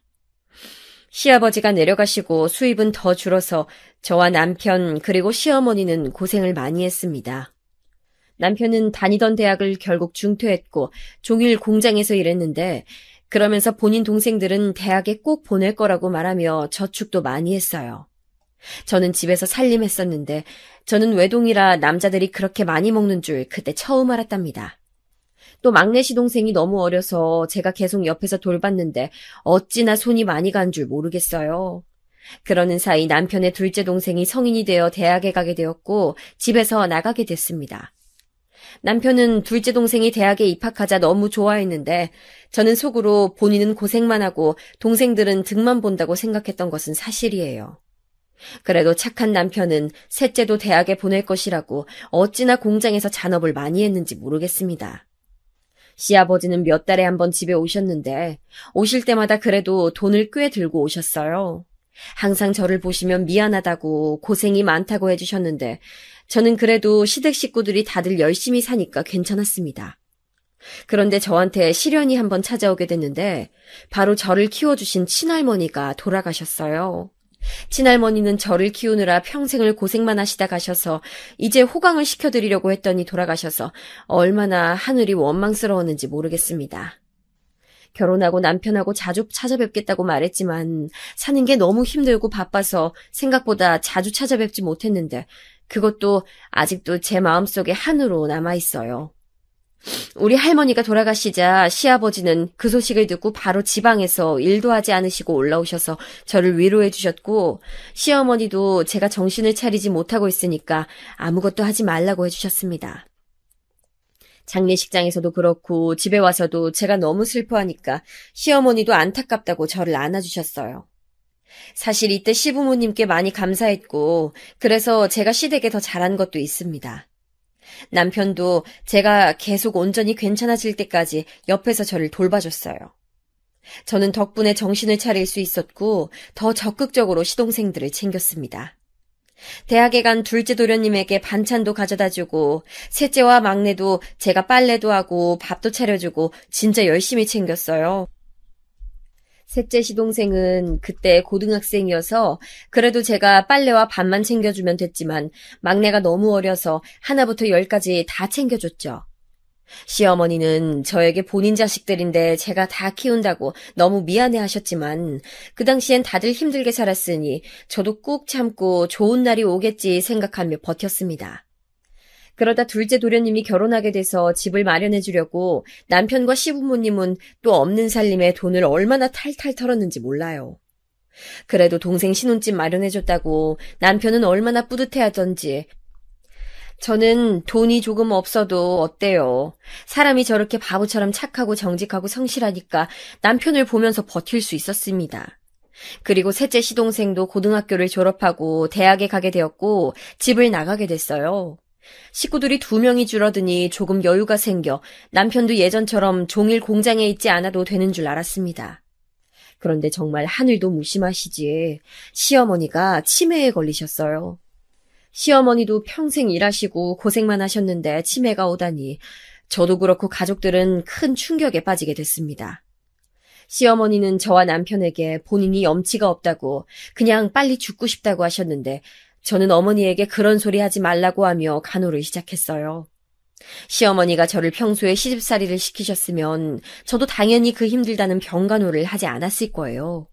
하지만 시어머니는 항상 저를 본인 아들보다 더 챙기셨고 우리 할머니가 돌아가셨을 때 감사하게도 아무것도 모르던 저를 위해 손수 나서서 장례도 해주시고 제가 힘들어하니까 먹고 힘내야 한다고 갈비찜도 해주셨던 분이세요. 치매 초기엔 정신이 아직 괜찮으셔서 우리 보고 본인이 빨리 죽어야 한다고 하셨는데 저는 처음으로 시어머니에게 화를 냈어요. 그렇게 치매에 걸린 시어머니와 막내 시동생 그리고 남편과 저는 한 집에서 살았는데 사실 지금 와서 생각해도 힘든 시절이었습니다. 둘째 시동생은 결혼해서 나가 살고 셋째 시동생은 대학생이니 우리 부부가 시어머니를 감당해야 했는데 생각보다 치매 환자와 같이 사는 게 되게 힘들더라고요. 시아버지도 시어머니의 치매 사실을 아시고 배 타는 일을 그만두고 올라오셨는데 현실적으로 돈이 부족하니까 결국 다시 내려가셨어요. 내려가시며 저에게 너무 얼굴 볼 낯이 없다고 막내를 데리고 가신다고 하시더라고요. 아버님, 저한테 미안하셔서 그러신 거라면 전 괜찮아요. 그냥 괜찮으니 두고 가세요. 아니다, 아가. 우리 집에 시집 와서 고생만 해서 내가 너무 미안해서 그래. 아니에요. 괜찮으니까 가서 아무것도 신경 쓰지 마시고 돈만 벌어 오셔요. 막내 시동생은 아직 초등학교도 들어가지 않은 아주 어린 아이였는데 제가 키우다 보니까 다들 저를 엄마라고 생각하더라고요. 그런데 다행이라고 해야 할까요? 저는 사실 아이를 가지지 못하는 몸이에요. 남편과 아이를 가지려고 많이 노력도 해봤지만 번번이 실패로 돌아갔습니다. 그래서 그냥 어느 순간 체념하고 막내 시동생을 제 아이처럼 키웠기 때문에 우려와 달리 저는 괜찮았어요. 동네에서 저보고 치매 시어머니 돌보면서 막내 시동생 업어 키운다고 이게 무슨 인생이냐고 저를 안타까워했지만 막상 저는 진심으로 견딜만 했고 그래도 소소하게 일상에서 행복하게 지내곤 했어요. 우리 막내 시동생이 순둥이라 사고도 치지 않고 조용하게 잘 자랐기 때문에 그렇게 제가 힘들지도 않았습니다.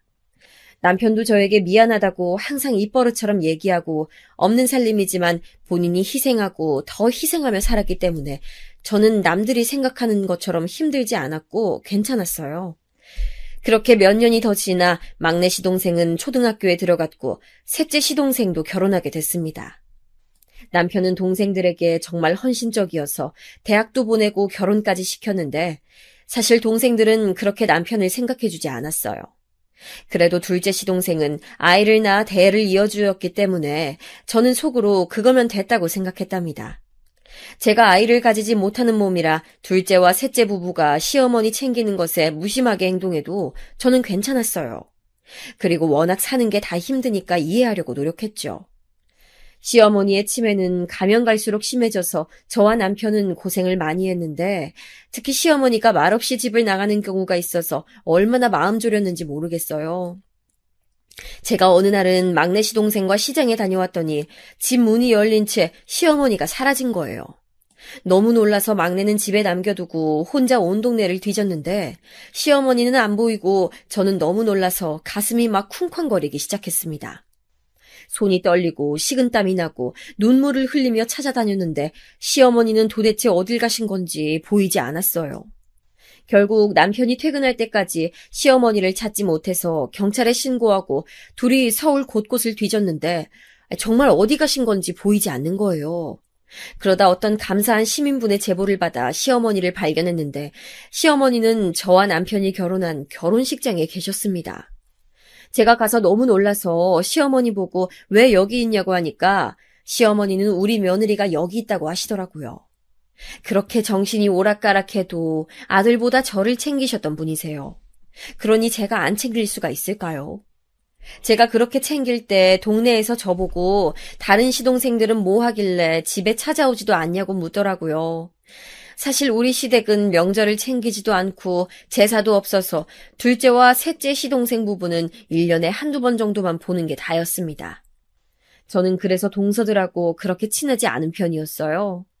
동서들이 집에 와도 어색하게 그냥 인사하고 미리 준비한 요리를 대접하는 게 다였습니다. 제가 성격이 막 활발한 편도 아니라 먼저 다가가는 게 어렵더라고요.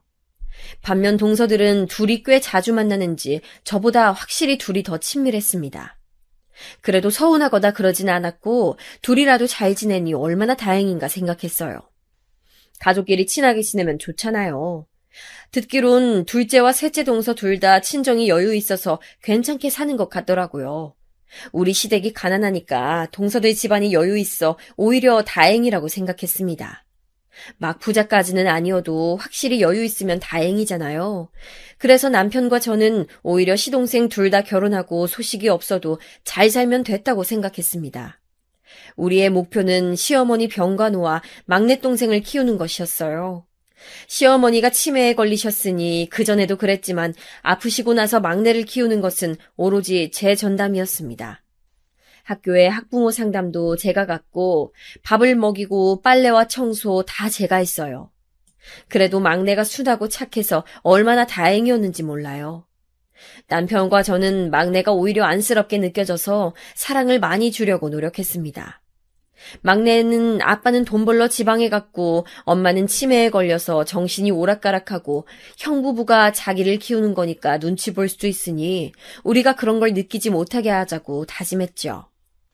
시아버지가 몇 달에 한 번씩 가져다 주시는 돈과 남편이 공장에서 버는 돈으로 사는 것은 힘들었지만 그래도 저와 남편의 희생이 가족들에게 큰 힘이 된다면 그것만으로도 다행이라고 생각했습니다.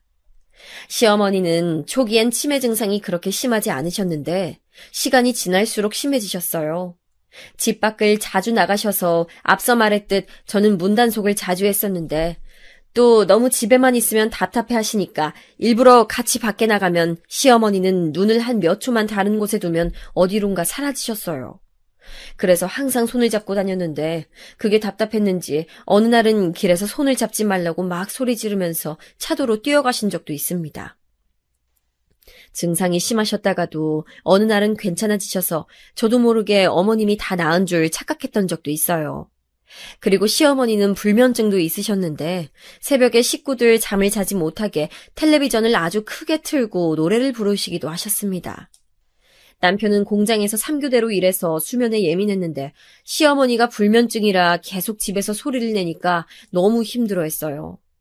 그렇다고 아픈 시어머니에게 뭐라 할 수도 없고 답답했던 기억이 납니다.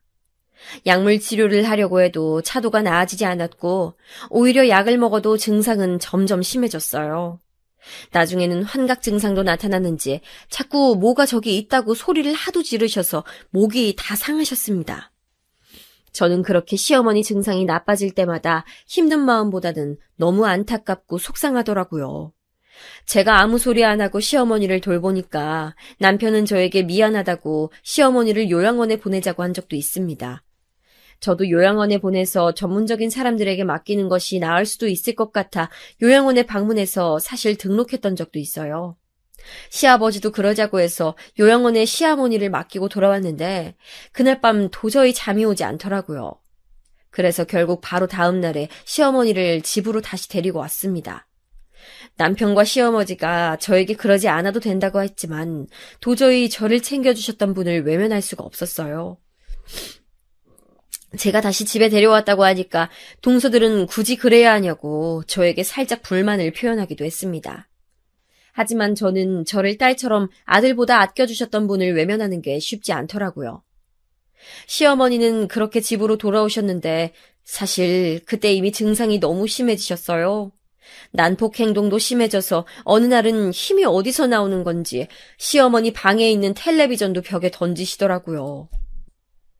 제가 자네를 치우려고 다가가면 저보고 나가라고 소리를 지르고 때리시기도 하셨습니다. 저도 막판엔 많이 지쳤는데 그래도 어쩌겠어요. 그렇게 시어머니는 결국 치매 증상도 심해지시고 몸이 너무 안 좋아지셔서 돌아가시게 됐습니다. 집에 계시다 돌아가셨는데 시어머니를 처음 발견한 것도 저였어요. 남편은 공장에 출근하고 막내는 학교 간 사이에 시어머니가 저를 부르는 것 같아 방에 들어갔더니 시어머니가 너무 힘들어하셨어요. 제가 전화할 핸드폰을 찾자 시어머니는 마지막으로 제 손을 꼭 잡고 저에게 미안하다고 말씀하시고 돌아가셨습니다. 그렇게 저는 시아버지에게 연락하고 시동생들과 남편에게 연락하고 막내 학교에도 전화하는데 어찌나 손이 떨리던지 전화를 하다 방에 엎드려서 울었어요. 그렇게 시어머니 장례 치르는데 누가 보면 제가 딸인 줄 착각할 정도로 제가 제일 슬퍼했습니다. 다들 장례식장에서 저보고 고생했다는데 저는 힘들었지만 시어머니가 돌아가신 게 더 충격이었어요. 시아버지도 제 손을 붙잡고 미안하다고 우시는데 저는 그런 소리 말라며 같이 울었습니다. 아가, 내가 면목이 없어. 늘 고생만 시켜서 미안하다. 정말 미안해. 아니에요. 제가 원해서 그런 거잖아요. 괜찮아요. 남편도 저에게 너무 고생 많았다고 하는데 저는 시어머니까지 제 곁을 떠나니까 어찌나 허망했는지 몰라요. 그렇게 시어머니가 돌아가시고 집이 너무 쓸쓸해서 혼자 외로워하니까 시아버지가 그동안 시어머니 병간호하느라 수고했다고 저한테 명품 가방을 하나 선물해 주셨어요. 저는 어차피 가방이 있어도 어디 갈 곳도 없고 그런 비싼 가방은 제 수준의 사치라고 생각해서 4번을 거절했는데 시아버지는 억지로 사서 집에 두고 지방으로 내려가셨습니다. 그런데 동서들이 우리 집에 왔다가 그 가방을 보고 어디서 났냐고 하더라고요. 제가 시아버지가 선물해 주셨다고 하니까 왜 본인들한테는 주지 않냐고 장난스럽게 말하기에 제가 필요하면 가져가라고 했더니 아니라고 됐다고 했습니다. 그 뒤로도 시아버지는 저를 유독 챙겨주시긴 하셨어요. 가족끼리 어디 음식점에 가도 항상 저를 제일 먼저 챙기셨고 용돈도 자주 주셨습니다. 하지만 그래도 남편과 저는 형편이 그렇게 좋지 않아 둘째와 시동생 부부에 비하면 잘 사는 편은 아니었어요. 그래서 어쩌다 가족들이 다 모일 때도 둘째 동서와 셋째 동서가 부동산 얘기하며 어디는 어떻고 저기는 어떻다고 얘기할 때도 저는 끼지 못했습니다. 저도 투자한 적이 있어야 부동산 얘기를 하지. 저는 결혼해서 한 번도 이사하지 않고 그대로 남편이 어릴 때 살던 그 집에서 계속 살고 있었거든요. 서울에 있는 집이긴 했지만 많이 낡았고 또 위치가 좋은 편은 아니라 집값이 낮은 편이었습니다. 둘째 동서가 셋째 동서보다 친정이 더 여유 있다고 들었는데 둘째 동서는 우리 집에 오면 너무 좁다고 대놓고 말할 정도였어요. 동서들은 꾸미는 것에 관심도 많고 투자에 관심도 많아 둘은 자주 만나는 것 같았습니다. 시어머니 산소에 갈 때나 시아버지가 올라오시면 만나곤 했는데 그럴 때마다 제가 모르는 얘기를 둘이 하곤 했어요. 둘이 저와 남편이 사는 집은 재개발이 되지 않을 거라고 이사하는 게 낫지 않겠냐 하던데 저도 그렇고 남편도 그렇고 재산 증식에 대해 크게 관심이 없었고 무엇보다 잘 몰라서 대답하기가 곤란하더라고요. 그리고 또 막내가 당장 학교에 다니고 있으니 이사해서 새로 갈 곳을 찾는 것도 힘들었고요. 그래서 저는 자연스럽게 대화에 끼지 못하는 상황이 많았습니다. 둘은 꾸미는 것에도 관심이 많아 요즘은 뭐가 유행인지 잘 알던데 저는 그동안은 시어머니 치매 간호하느라 바빠서 도통 뭐가 유행인지 알지도 못했고 또 애초에 관심도 많지 않았어요. 관심사가 다르니까 어울리는 것이 저에게 힘들기도 했고 또 저는 몸에 문제가 있어 아이를 낳지 못했는데 동서들은 아이를 각각 2명씩 낳았거든요. 아무래도 아이를 비슷한 나이로 낳으니까 할 말이 많았을 거예요. 학원은 어디가 좋고 아이 교육엔 뭐가 좋은지 얘기하는데 거기 낄 수가 없었어요. 그리고 저도 남편의 막내 동생을 잘 키운다고 키웠지만 저도 그렇고 남편도 그렇고 시부모님도 그렇고 교육에 막 크게 생각이 있진 않았습니다. 그래서 뭘 물어봐도 저는 제대로 대답해 줄 수가 없으니 동서들은 자기들끼리만 연락하고 얘기하는 게 굉장히 자연스러웠어요. 셋째 동서는 심지어 시아버지가 저에게 주신 명품 가방을 빌려가서 돌려주지 않기도 했는데 어느 날 동서가 그걸 생각 못하고 시아버지가 있는 자리에 들고 온 적도 있어요. 그 가방 내가 첫째 며느리한테 사준 거 아니니? 아, 맞아요. 제가 형님에게 잠시 빌렸어요. 그걸 왜 네가 가지고 있어? 당장 돌려줘. 시아버지가 저렇게 말하니까 제가 중간에서 눈치가 보여서 괜찮다고 했더니 셋째 동서는 저에게 돌려줬는데 다음날 저에게 본인이 빌려간 게 싫었으면 말을 하지 왜 시아버지를 시켜서 본인을 무안주냐고 연락이 왔어요. 저는 전혀 그런 의도가 아니어서 아니라고 해명했지만 동서 기분은 이미 상한 뒤였습니다. 셋째 동서는 저에게 기분 상한 티를 아주 많이 냈고 저는 열심히 해명했지만 받아들여지지 않더라고요. 이 사건 때문에 셋째 동서와 저는 어색해졌는데 저는 원래 갈등이 있으면 바로 푸는 것을 선호해서 먼저 연락도 해봤지만 반응이 좋지 않았습니다. 그렇게 어색하게 시간이 흐르는데 제가 갱년기라 기분이 많이 오락가락하기 시작했어요. 그리고 뭐가 그렇게 다 실증이 나고 지루한지 사는 게 재미가 없더라고요. 돌아가신 할머니와 시어머니도 그립고 기분이 오르락내리락 하는 게 정말 심했습니다. 또 몸에 열이 많이 나서 여름에 더워서 잠을 잘 수가 없었어요. 여름에 잠깐 시아버지가 오셨었는데 그날도 식구들이 다 모였었는데 제가 너무 더워하니까 다들 의아하게 여길 정도였습니다. 갱년기 증상이란 게 약효가 강하게 드는 증상도 아니고 혼자 되게 괴로웠어요. 남편하고도 평생 싸운 적이 없는데 갱년기가 오니까 제가 정신 차려보면 남편에게 짜증을 내고 있었습니다. 막내 시동생한테도 전보다 많이 챙겨주지 못하고 저도 변하는 자신이 어색하더라고요. 이 사연을 듣고 계신 분 중 갱년기를 겪거나 현재 진행 중인 분들이 계실 텐데 갱년기 증상이 괴롭다는 것을 사람들이 많이 알았으면 좋겠습니다. 그리고 저는 갱년기를 겪으면서 폐경을 했는데 그것도 몸에 안 좋은 영향을 줬어요. 몸이 심하게 무겁고 예전 같으면 별것도 아닌 것들이 힘들게 느껴졌습니다. 예를 들어 시장에 다녀오는 것은 예전엔 아무렇지도 않았는데 갱년기에 들고 폐경을 하니까 그것도 힘들어서 지치더라고요. 동네 언니들이 운동을 시작하면 그래도 많이 나아진다고 해서 동네에서 수영도 시작했는데 저는 효과가 별로 없었습니다. 그리고 괜찮아진 줄 알았는데 시간이 지날수록 돌아가신 할머니와 시어머니 생각이 많이 났어요. 두 분처럼 저도 결국 죽을 텐데 사는 게 무슨 의미가 있나 싶었습니다. 동서들은 자식이라도 있지 저는 제 유전자를 남길 사람도 없고요. 물론 막내 시동생을 아들처럼 생각하고 키웠지만 생물학적으로 제 피를 나눈 가족은 아니니까요. 그래서 정말 많은 생각 때문에 머리가 종일 복잡하고 집중도 잘 하지 못했습니다. 들어보니까 사춘기도 사람마다 다르듯 갱년기 증상도 사람마다 다르더라고요.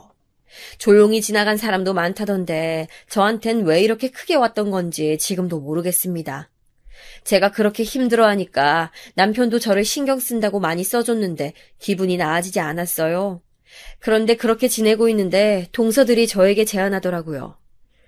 형님, 갱년기라 답답하시죠? 바람 쐬러 가요. 단풍놀이 할 건데 같이 가요. 갱년기면 많이 돌아다녀야 좋대요. 평소에 동서들은 둘은 자주 만나도 저를 데리고 간 적은 없는데 저렇게 먼저 제안하니까 저는 진짜 고맙더라고요. 제가 같이 가도 되냐고 하니까 당연히 된다고 가족 좋은 게 뭐냐고 했습니다. 저는 안 그래도 사는 게 힘들었는데 저런 말을 해주니까 가슴이 따뜻해지더라고요. 제가 남편에게 동서들과 단풍놀이 가기로 했다고 자랑하니 남편도 믿기지 않는다고 할 정도였습니다. 사실 남편과 저는 그동안 사는 게 너무 바쁘고 힘들어서 이렇게 나들이를 간 적이 없었어요. 시어머니의 치매를 간호하면서 더 가지 못했고요. 그래서 저는 처음으로 가는 단풍놀이에 너무 설레면서 한편으로는 남편에게 미안했습니다. 나만 가게 돼서 어떡해. 미안해. 다음엔 같이 오자. 아니야. 당신 그동안 혼자 너무 고생 많았어. 내가 이제껏 보내주지 못한 게 오히려 미안해. 남편은 저에게 결혼하고 고생만 시켜서 안 그래도 미안했다고 저보고 적극적으로 다녀오라고 응원해 주었습니다. 저는 너무 신이 나서 달력에 단풍놀이 가는 날을 적어놓고 하루하루 기다리며 얼마나 설렜는지 몰라요. 드디어 가는 날이 됐고 저는 꼭두새벽부터 일어나서 도시락을 쌌습니다. 막내 시동생과 남편 목도 챙겨놓고 설레는 마음으로 동서들을 만났어요. 단풍놀이 장소는 지방에 있는 곳이었는데 셋째 동서가 본인이 알아왔다고 자기만 믿으래서 저는 동서를 철석같이 믿었습니다. 버스를 타고 간다기에 타기로 한 장소에 도착했더니 동서들은 이미 와 있더라고요. 제가 동서들한테 도시락을 가져왔다고 하니까 셋째 동서는 뭘 그렇게 챙겨왔냐고 웃었습니다. 그렇게 셋이 버스를 타고 지방으로 내려가는데 저는 너무 행복했어요. 창가에 앉아서 고속도로를 타고 내려가는 길을 보는데 너무 심장이 쿵쾅거리고 기분이 날아갈 것 같았습니다. 중간에 휴게소를 들리길래 내려서 남편에게 전화하니까 남편이 잘 가고 있냐고 하더라고요. 전 너무 즐거워서 다음엔 같이 오자고 대답하고 버스에 타서 잠깐 자고 일어나니까 내리라고 해서 내렸습니다. 다 모여서 출발하고 내려올 때도 같이 내려와야 한다고 인솔하는 사람이 말하며 절대 이탈하지 말라고 주의까지 줬어요. 그리고 올라가기 시작했는데 저는 산에 온 것도 너무 오랜만이라 마지막에 등산한 게 언젠지 기억도 나지 않을 정도라 조금 뒤처지게 됐어요. 동서들이 제 뒤에서 따라오다 어느새 저를 앞질러 갔는데 저는 저 때문에 동서들이 방해될까봐 먼저 가라고 했습니다. 산에 오르는 기분은 그때까진 아주 좋았어요. 저는 서울에서 살았기 때문에 이런 자연의 공기를 마시니까 뇌가 정화되는 기분도 들고 단풍도 아주 예쁘더라고요. 물론 서울에도 산이 많지만 사람이 많아 이렇게 본격적으로 나무로 둘러싼 곳은 없었거든요. 그렇게 올라가는데 잠시 쉬면서 점심을 먹는다고 인솔자가 말했습니다. 저는 도시락을 꺼내며 동서들을 찾았는데 동서들도 저를 찾고 있었어요. 동서, 여기야. 형님, 도시락 어딨어요? 아우, 배고프다. 와, 아침부터 싼 거예요? 저는 새벽에 일어나서 도시락을 정말 열심히 쌌는데 계란말이, 갈비찜, 탕수육 등 정성스럽게 쌌어요. 그걸 다 들고 올라오느라 느리게 올라온 것도 많고요. 그래도 동서들이 맛있게 먹어주니까 힘든 게 다 없어지는 기분이 들었습니다. 어깨가 끊어지는 줄 알았지만 도시락을 깨끗하게 비우는 동서들을 보며 다음에도 같이 오자고 말했어요. 저를 데려와줘서 고맙다고 말하니 동서들은 별말은 없었어요. 동서들과 저는 제가 따로 챙겨온 과일과 커피, 과자까지 다 먹고 산행을 계속했습니다. 동서들은 둘이 등산을 자주 하는 편이라 저보다 훨씬 능숙하게 잘 올라가더라고요. 저도 점심을 먹었으니까 속도 든든하고 도시락도 가벼워져서 오전보다 열심히 올라갈 수 있었습니다. 그렇게 등산하는데 산이 되게 예쁜 거예요. 알록달록한 단풍을 보니 시간 가는 줄 몰랐어요. 이런 광경을 저만 보다니 남편에게 미안한 마음도 들고 한편으론 우리 할머니와 시어머니도 이런 광경을 보셨으면 얼마나 좋았을까 생각도 들었습니다. 두 분 다 고생만 하다 가셔서 세상에 이런 좋은 풍경은 보지도 못하고 돌아가신 게 정말 한스러웠어요. 그렇게 단풍 구경도 하고 나무 냄새도 맡으며 열심히 올라가는데 어느 순간 다른 사람들과 동서들이 보이지 않는 거예요. 저는 제가 너무 못 따라갔나 싶어서 서둘러 위로 올라갔는데 진짜 아무도 보이지 않아서 당황스러웠습니다. 열심히 동서들을 불러봐도 대답이 없었고 심지어 같이 온 사람들도 보이지 않았어요. 분명히 동서들이 여기서 만나자고 했는데 거기엔 사람들이 한 명도 없는 거예요. 제가 빨리 올라온 것은 아닐 테니 분명 늦게 올라왔을 텐데 아까 점심을 먹을 때처럼 누군가 있지도 않았어요. 정말 이상해서 주위를 아무리 둘러봐도 사람은 한 명도 보이지 않았습니다. 인솔자도 보이지 않고 다른 등산객도 보이지 않았는데 분명히 동서들이 이곳에서 만나자고 했으니까 저는 계속 기다렸어요. 그렇게 몇 시간이 지났을까요? 해가 점점 어두워지고 기온도 내려가서 슬슬 춥더라고요. 지나가는 사람이라도 있으면 여기가 어디냐고 물어볼 텐데 그것도 아니고 저 혼자라도 하산해야겠다고 생각했습니다. 내려가다 보면 누군가를 만날 수도 있고 동서들한테는 내려가서 상황 설명하고 사과하려고 했지요. 그런데 저는 산을 많이 와본 경험도 없고 이 지역 자체를 처음 와서 내려가는데 길을 잃고 말았습니다. 중간에 어쩐지 이상하다고 생각은 했어요. 제가 올라오던 등산로와는 현저하게 다른 바위들이 주로 있었고 저는 눈앞이 캄캄했습니다. 그러다 너무 다리도 아프고 힘들어서 바위에 앉았는데 갑자기 눈물이 나오더라고요. 남편하고 전화라도 하고 싶었지만 이미 핸드폰으로 길을 비추느라 배터리는 나간 지 오래라 켜지지도 않았습니다. 등산이 취미이신 분들은 아실 텐데 등산보다 하산이 훨씬 위험하고 해가 지면 전문 산악꾼들도 힘들다고 해요. 저는 등산이 처음이라 전혀 몰랐었어요. 체력을 너무 소모하느라 힘들기도 했고 춥고 배가 고파 바위 위에서 깜빡 잠들었는데 꿈에 할머니랑 시어머니가 나오셨습니다. 두 분은 여기가 어디라고 오냐고 막 화를 내시며 소리를 지르셨는데 꿈에선 제가 너무 서러워서 다가가려고 하면 자꾸 뒤로 저를 미셨어요. 꿈에서 깼더니 제가 현실에서도 울고 있었고 식은땀까지 흘리고 있었습니다. 너무 추워서 가져온 가방을 보니까 아침에 남편이 저보고 혹시 모르니까 챙겨가라고 했던 핫팩이 있어서 그걸로 추위를 견뎠어요. 지금 생각하면 아마 하늘에서 시어머니와 할머니가 제가 죽을까봐 경고 주신 게 아닐까 생각이 들어요. 배가 고파서 가방을 뒤져봤는데 이미 오전에 도시락을 먹고 커피랑 과자까지 다 먹어서 먹을 게 없었습니다. 그래도 어떻게든 정신을 차리려고 노력하며 버티고 버텼어요. 저는 다른 것보다 무서웠던 것이 산에서 동물들이 나올까봐 그게 너무 무서웠습니다. 하필 그 산이 또 큰 산이라 야생동물이 나와서 공격하면 저는 이대로 산에서 죽게 될까봐 그게 너무 무서웠어요. 제가 등산을 자주 했으면 그래도 생존 방법에 대해 알 수 있었을 텐데 어딜 가봤어야 알지. 결혼하기 전에도 공장에서 돈 버느라 바빴고 결혼하고는 막내 동생 키우고 시어머니 칠매 돌보느라 이런 여유가 없었거든요. 문득 이 밤이 제 인생 마지막 밤은 아닐까 생각이 들어 혼자 이제까지 살아왔던 인생에 대해 회고하기도 했습니다. 그렇게 제 인생을 돌아봤는데 저 진짜 열심히 살았더라고요. 어릴 때 가난해서 먹지도 못하고 도시락을 싸가지도 못해서 학교에서 항상 배고팠었고 커서도 공장에서 할머니에게 돈을 조금이라도 더 주려고 잔업도 늘 남아서 했었어요. 결혼하고는 더 힘들었죠. 지금은 저렇게 동서들과 결혼해서 나가 사는 시동생들이 그때는 같이 살았는데 제가 그 장정들을 다 밥 먹이고 빨래하고 심지어 남편이 벌어오는 돈에서 떼서 용돈까지 줬었거든요. 그 생각을 하니까 또 우리 남편이 너무 안쓰러웠어요. 그렇게 동생들 키우겠다고 자기 몸 버려가면서 힘들게 일만 했는데 제가 그 남편을 두고 죽을 수가 없더라고요. 저도 고생을 많이 했지만 남편도 나가서 안 해본 일이 없었습니다.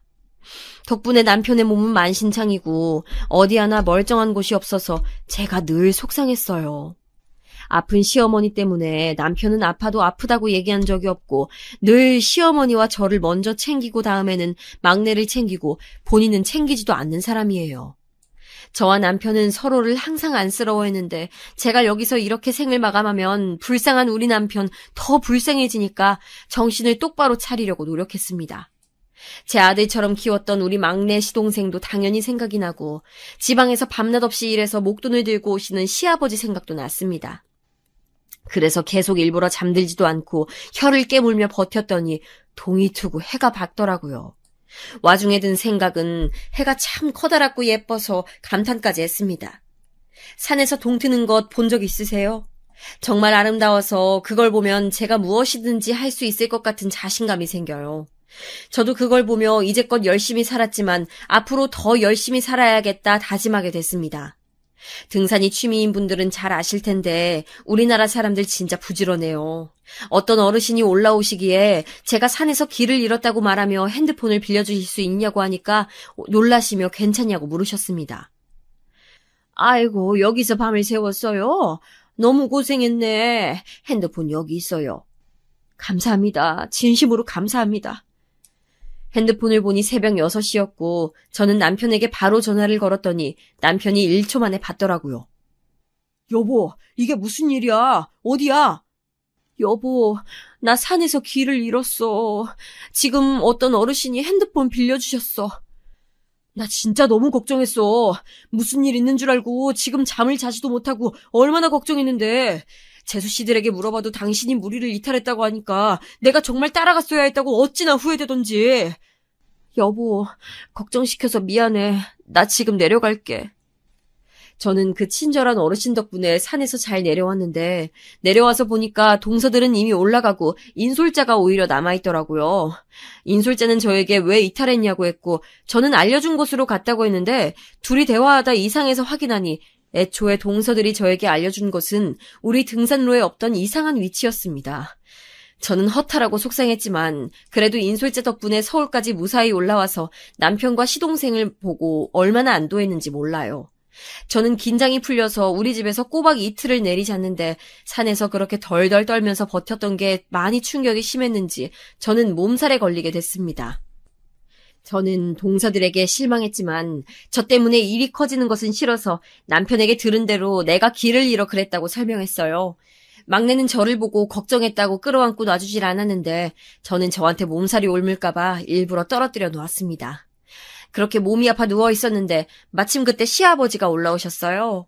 시아버지는 제가 몸살 때문에 누워 있으니까 무슨 일이 있었냐고 물으셨는데 저는 그냥 산에 갔다가 길을 잃어 다음날 겨우 내려왔다고 말하며 동서들 얘기는 꺼내지 않았습니다.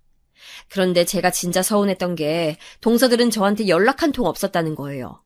저였으면 아무리 제가 미워도 그렇게 산에서 혼자 내려오지 못하고 결국 잘 돌아왔으면 연락이라도 한 통할 텐데 그게 없어서 사실 몸보다 마음이 너무 힘들었습니다. 하지만 이걸 말해봤자 저 때문에 가족들 분란만 일어날까봐 혼자 참았어요. 그런데 이상하게도 제 몸살이 낫질 않아 그걸 이상하게 여긴 시아버지는 저를 데리고 잘 아는 한의원으로 데려가셨습니다. 시아버지는 제 옆에서 손을 꼭 잡으며 저한테 저까지 떠다면 본인은 인생을 사는 이유가 없다며 극진히 보살펴 주셨어요. 그런데 여러분, 제 몸살의 원인이 밝혀졌는데 한의사 선생님은 저에게 화병이라고 하셨습니다. 제가 두통이 너무 심하고 가슴이 답답하고 막 미칠 것 같다 하니 속에 있는 응어리를 말하라고 하셨어요. 옆에 시아버지가 있었는데 저는 꾹 참으려고 했지만 그냥 에라 모르겠다 싶어 시아버지에게 사건의 진실을 얘기하게 됐습니다. 처음엔 그냥 간단히 말하려고 했는데 얘기를 한 번 시작하니까 저도 모르게 울면서 다 털어놨어요. 시어머니와 할머니가 꿈에 나와서 저를 살린 것도 얘기하고 야생동물이 나올까봐 무서워서 덜덜 떨며 잠도 못 잤고 우리 남편 그동안 고생만 했는데 차마 두고 죽을 수가 없었다고 얘기하다 보니 눈물이 나더라고요. 시아버지는 처음엔 굉장히 놀라셨는데 어느 순간 입을 꾹 다물고 가만히 계셨습니다. 저는 다 얘기하니까 마음이 편해져서 두통도 좀 사라지고 가슴이 갑갑한 증상이 싹 없어져서 신기했어요. 시아버지는 제 얘기를 다 들으시고 갑자기 우리 남편과 둘째, 셋째 시동생들에게 전화하더니 당장 집으로 오라고 소리 지르셨어요. 아버님, 왜 그러세요? 아가, 너는 그냥 가만히 있어. 내가 알아서 하마. 시아버지는 그렇게 말하고 잠자코 저를 집으로 데려가셨어요. 다들 어리둥절한 상태로 집에 왔는데 동서들은 저를 보고 괜찮냐 물어보지도 않고 시아버지가 왜 불렀냐고 묻더라고요. 마지막으로 우리 남편까지 집에 들어오니 안 그래도 좁은 집이 꽉 차게 되었고 시아버지는 결연하게 말씀하셨습니다. 내가 안 그래도 집에 온 이유는 재산 증여 때문이다. 오늘 이 자리에서 확실히 말하는데 내가 그동안 뼈 빠지게 벌어서 한강이 보이는 아파트를 샀어. 그 아파트의 명의는 첫째 며느리에게 주겠다. 아니 그게 무슨 소리예요 아버님? 형님한테만 주시겠다고요? 아버지, 언제 아파트를 사셨어요? 저는 너무 어안이 벙벙해서 아무 말도 하지 못하고 막내 동생만 끌어안고 있었는데 시아버지는 저를 보며 말씀하셨어요. 그동안 우리 가족이 너에게 많이 의지했으니 이제 행복하게 살아가. 품에 있는 내 자식도 네가 다 키웠잖아. 그리고 이건 죽은 내 아내의 유언이기도 해. 알고 보니 제가 시집와서 고생하니 시어머니가 치매 초기 때 시아버지에게 무슨 일이 있어도 모은 돈은 다 저를 주라고 하셨대요. 저는 그 말을 듣고 또 시어머니가 너무 보고 싶어서 눈물이 나와서 훌쩍거리니까 동서들은 저를 째려보더라고요. 시아버지는 본인이 그렇게 힘들게 모은 돈으로 이미 서울과 가까운 지방에 혼자 살 집을 사셨다고 한강이 보이는 아파트는 제 명의로 하자고 다시 말씀하셨습니다. 안 그래도 투자에 관심이 많던 동서들은 대놓고 시아버지에게 거세게 항의하다 시아버지의 한마디에 조용해졌어요. 너희는 내 아내 아플 때 하루라도 돌본 적이 있어? 물론 제가 그런 아파트를 바라고 시어머니 간호를 한 게 아니라는 것은 당연히 시아버지도 알고 계세요. 원래는 그 아파트를 팔고 아들들에게 분배하려 했는데 동서들이 저에게 한 짓을 듣고 시아버지는 그 아파트를 저에게 주셨습니다. 제가 공동명의를 하자고 남편에게 말했는데 남편은 아버지의 뜻이라며 거절했어요. 좁은 집에서 아파트로 이사 갔더니 좋았습니다. 처음엔 어색해서 남편과 우리 집이 아닌 것 같아 한참을 적응하는데 오랜 시간이 걸렸어요. 그리고 그 집에서 저는 막내 시동생이 대학에 갈 때까지 같이 살았고 막내는 성인이 되자마자 집을 나갔습니다. 제가 결혼 전까지 우리와 살자고 했는데 거절하더라고요. 그러면서 본인을 키워줘서 고맙다고 하니 요즘은 어찌나 맛있는 것도 사주고 예쁜 짓을 하는지 예뻐 죽겠어요. 시아버지는 본인의 뜻대로 지방에서 혼자 밭을 키우며 사시고 계십니다. 제가 놀러가면 우리 첫째 아기 왔냐며 키우신 채소와 과일을 어찌나 챙겨주시는지 몰라요. 동서들은 안 그래도 그렇게 친하지 않았었는데 시아버지가 저에게 아파트를 주고 나서는 뭐하고 사는지도 모릅니다.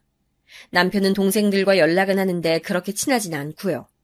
제가 남편에게 그렇게 청춘을 다 바쳐 동생들 키웠는데 돌아오는 건 끊긴 연락이라 착잡하지 않냐고 해도 속 좋은 남편은 인생이 어떻게 본인 원하는 대로 되냐고 저에게 오히려 말하는 사람이에요.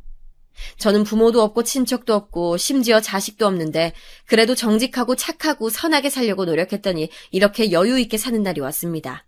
시아버지도 막내 시동생도 다 저만 보면 고맙다고 아직도 말씀하시는데 고마운 걸 고맙다고 말하는 것도 대단하잖아요. 제가 전생에 무슨 짓을 했길래 이런 가족을 얻었는지 모르겠어요. 아직도 할머니와 시어머니는 너무 그립고 요즘 꿈에 나온 지 오래됐는데 저를 언제 보러 와줄지 궁금합니다. 제 사연은 여기까지입니다. 여러분 제 사연 들어주셔서 정말 감사합니다. 저는 이번 주말에 남편과 시아버지 보러 갈 예정인데 가서 또 정성껏 잘 키운 채소와 과일을 한가득 담고 올라오려고요. 여러분들도 행복한 하루하루 보내시고 가족들과 탈 없이 행복하게 사시길 진심으로 바라요.